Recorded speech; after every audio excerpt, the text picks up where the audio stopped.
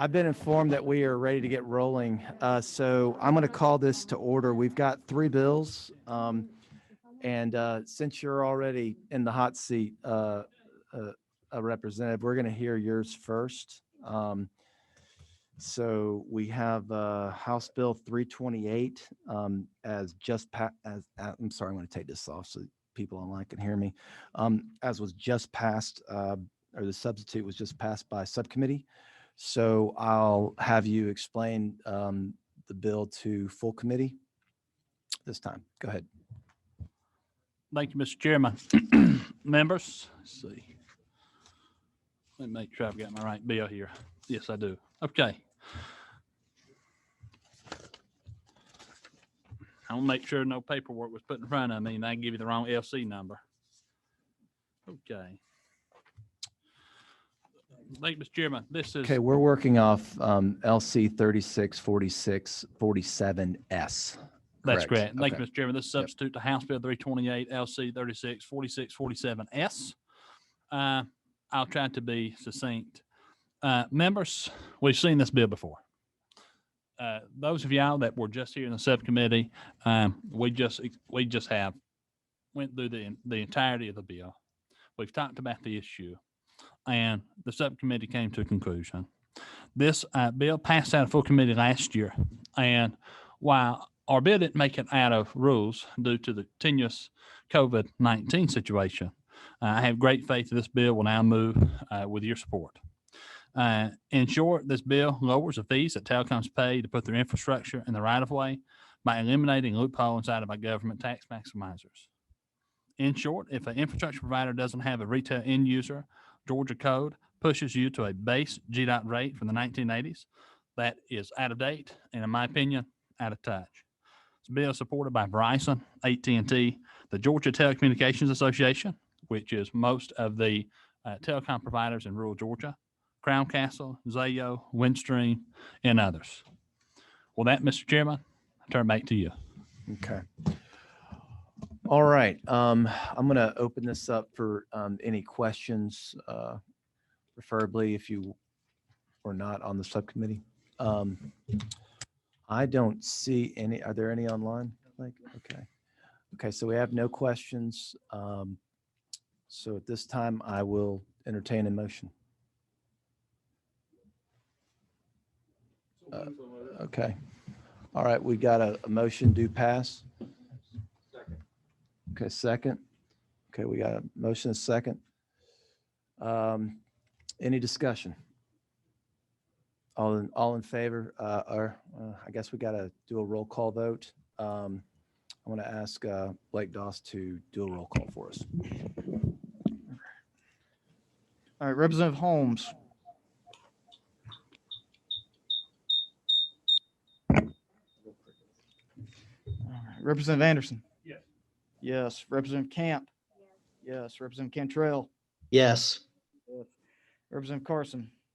Yes. Representative Dickey. Yes. Yes. Representative Dollar. Pass. Representative Drenner. Representative Drenner. Representative Dreyer. No. Representative Frazier. No. I'm sorry. You just guess one no. That's it. Representative Hatchett. No. Representative Hutchinson. No. No. Representative Jackson. No. No. Representative Kelly. Please step in. All right. Representative Kenner. No. No. Representative Martin. Yes. Yes. Representative McLaurin. Representative Meeks. Yes. Yes. Representative Montahan. Yes. Representative Moore. No. No. Representative Nelson. She stepped out. Representative Singleton. Yes. Yes. Representative Williamson. Yes. Yes.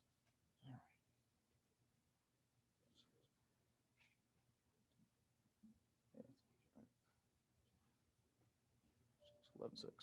Thanks, Chairman. Okay. All right. Thank you, members. We have motions passed. The next bill on the agenda is we have HB 76 by Chairman Carson. We've got you mic'd up. Is that? Test. Yes. Okay, good.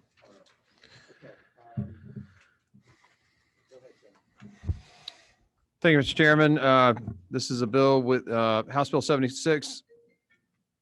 House Bill 76 is a bill that should be familiar to many of us. It was in a different form, or just a different bill number, exact same bill last year that passed this committee with one dissenting vote and with about 150 plus votes on the floor. It has bipartisan support. All this does is increase the percentage on which an EMC may hold as a subsidiary in a natural gas marketer. That's really all the bill does. This keeps in place the prohibitions on cross subsidization and so forth. There's been very little, if any, opposition on this. This is pro-jobs. This is economic development. There's not much reason for having this percentage in here, but this came out of negotiations with the subcommittee last year. I'm happy to keep those considerations in at 60%. And with the committee's consideration, I'd love to move this forward. It got held up in the Senate, not on anything in regard to substantive of the bill. It really had to do with other issues. I would like to point out that when we passed the broadband bill last year or the year before, that there is no investment limitation to which an EMC can have in a fiber broadband company or what have you, or an investment. But we do have this old stipulation in the law from 2002, and we're just looking to raise this percentage so we can keep these jobs in Georgia. With that, Mr. Chairman, I'm happy to answer any questions. Okay. I don't see any questions. Do we have any online? Okay, there are no questions. So I'll open the floor for a motion. Okay, we got a motion to pass. Second.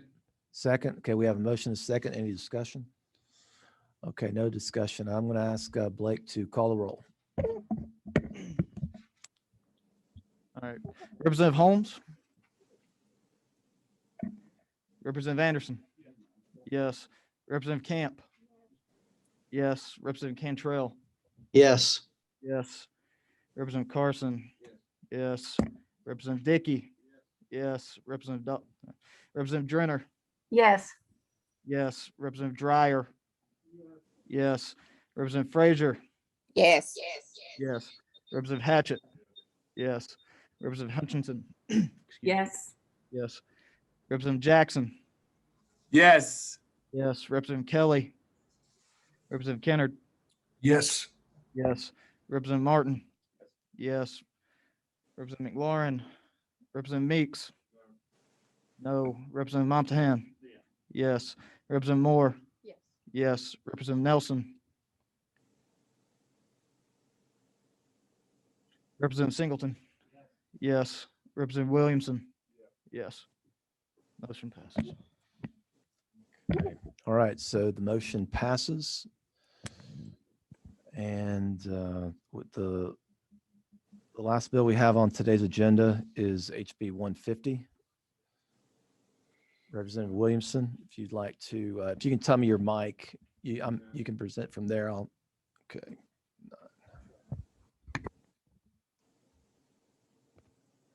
Thank you, Mr. Chairman, members of the committee. I'm here to bring for your consideration today, a committee substitute to House Bill Bruce, 150. And can you take your mask off so Sure. people online, they always ask Okay, for sorry. speakers to take that off so they can hear them. Thanks.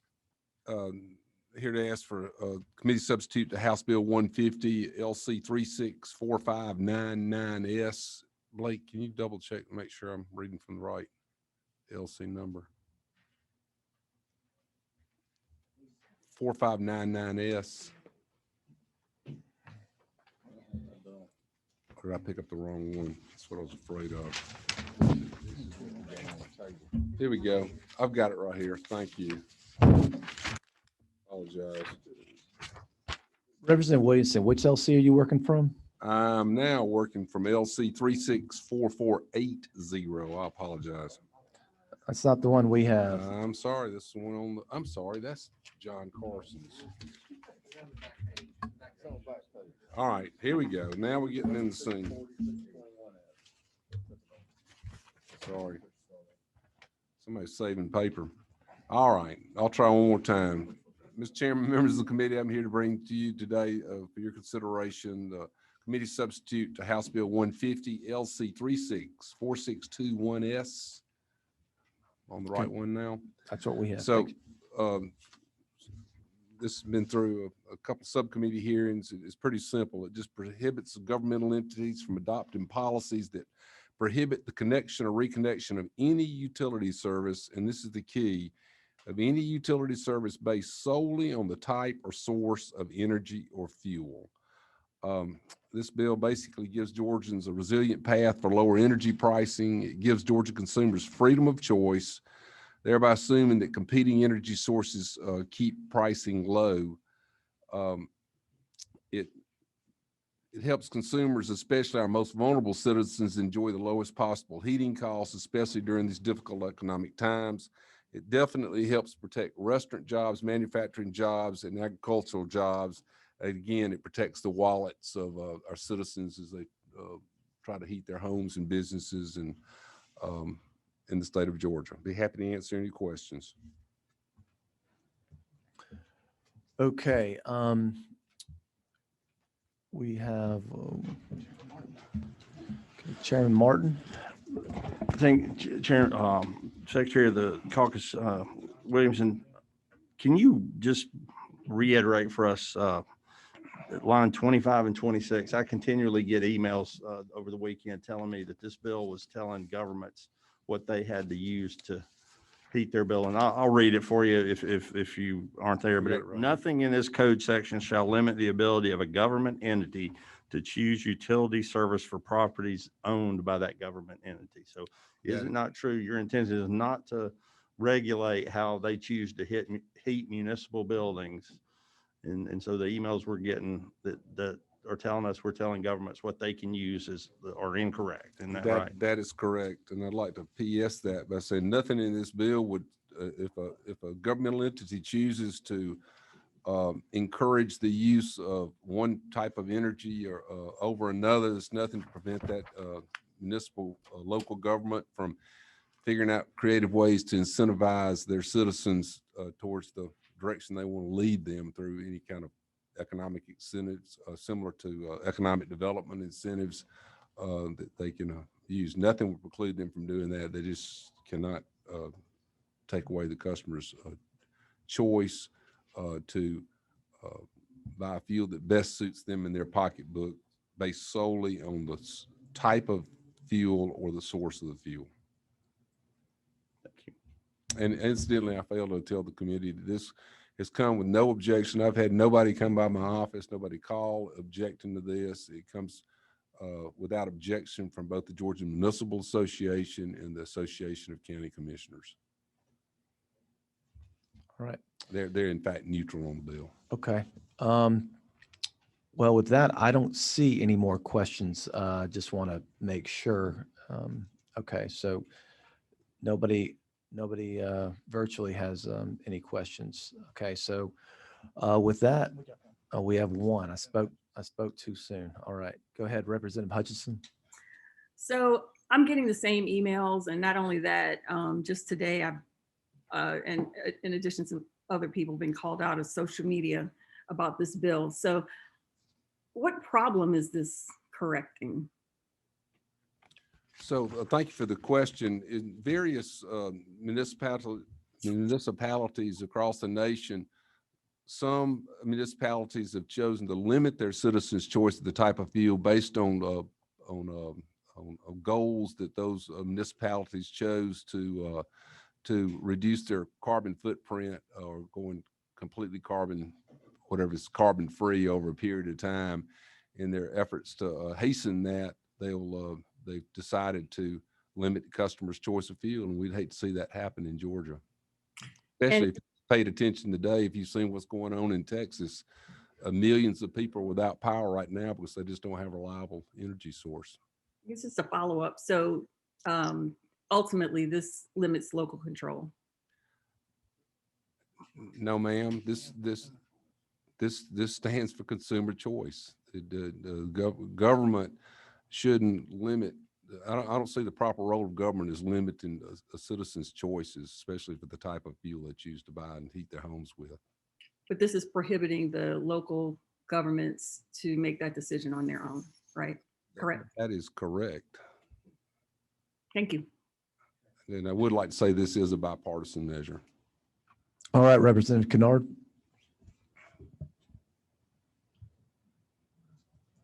Do you have to unmute him? Okay. Representative Kennard, I think you need to unmute yourself. Are we good now? Yeah, Kennard. Okay. As I understood it, as it was framed to me today, similar to Representative Hutchison's question. So it would limit local municipalities or local county governments from trying to clean up their carbon footprint. And so these are elected officials. So the consumers are voting these elected officials in. So they are, by their vote, getting a voice in their community. But this would create a limitation on that, correct? I don't see it that way, because there's nothing to preclude the city, the local government from incentivizing their citizens towards the desired energy path that local community might choose for them to be led to. This just eliminates the ability for local government to take away consumer choice. Thank you. All right, Representative Frazier. Mr. Chairman, at the appropriate time, I'd just like to make a motion to Okay. All pass right. this bill. I don't think we're quite in that posture yet. Representative Singleton, did you have a question or a motion? Okay, go ahead. Thank you, Mr. Chairman. I appreciate the earlier questions, and I'd just like to pose it this way. Obviously, I'm someone that's pretty fervent about local control, but is it not true that we are elected to represent the people of Georgia? The last I looked, that's correct. Okay. Is it not true that the absolute most local control possible is the individual?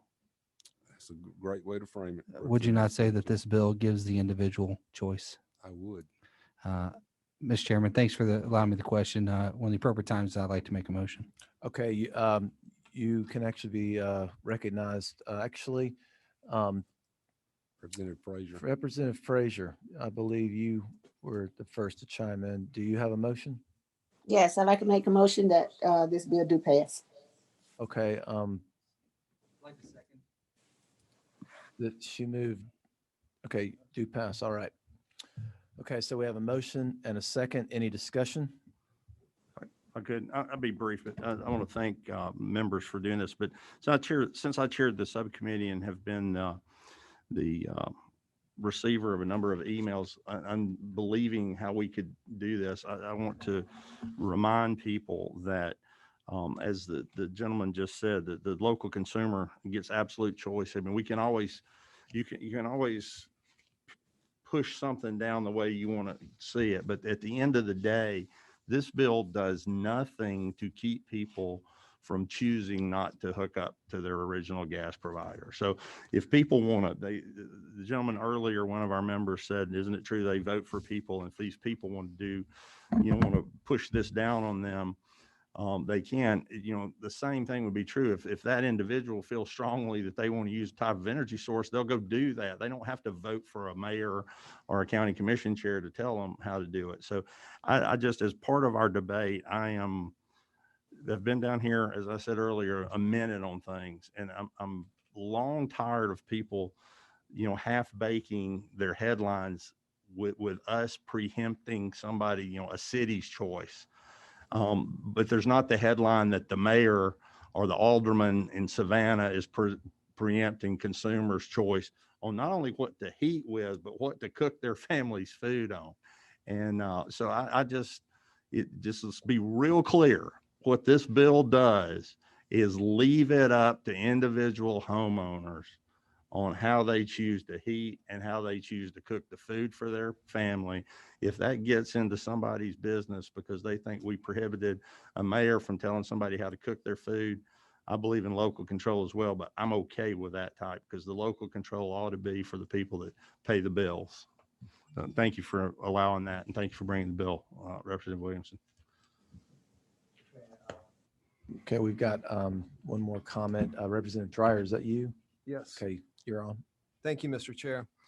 I just want to point out what's obvious. Natural gas and petroleum products cause carbon emissions, which are directly related on any science I've seen to global warming.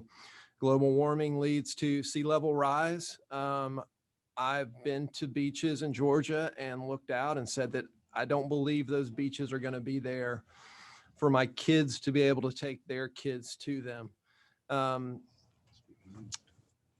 Republican president created the Environmental Protection Agency. We have regulated things that destroy the environment because one person can profit off destruction of the environment. It takes a collective approach to try to figure out the right way to protect people's health, protect the air, protect the water.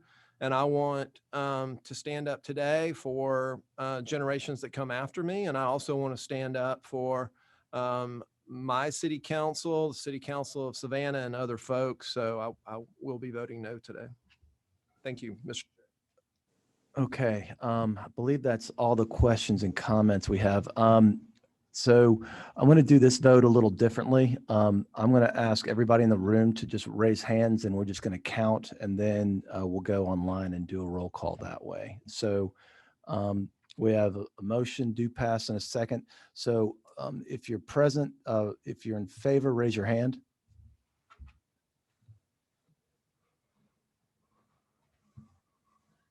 Okay, how many? Okay, and opposed? Okay, so we had 11 in favor, 2 opposed, and go down the roll for the virtual folks. Representative Hutchinson,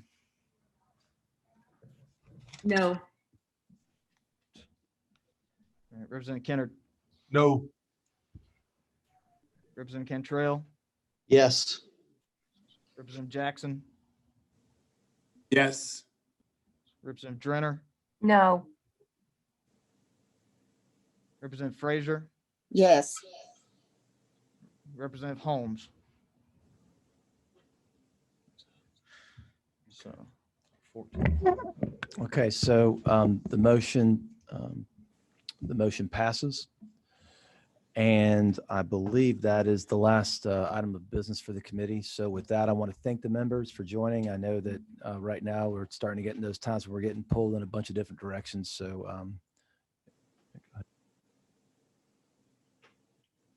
yeah, okay.